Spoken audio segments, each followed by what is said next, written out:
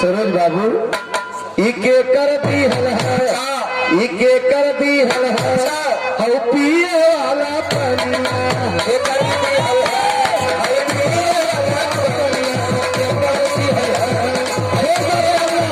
हे पनिया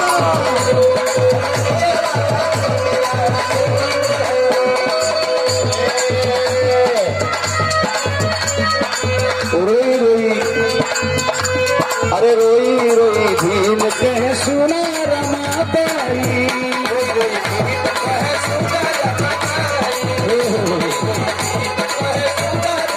गरीबन के लड़ाई खातिर लंदन हम जाई, लड़ाई खातिर लंदन हम जाई,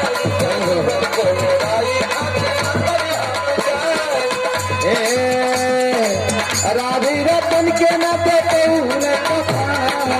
करती है, अरे राधी रतन के न देते कथना करती है, इके करती है, आय है हमर रमाबाई के रतन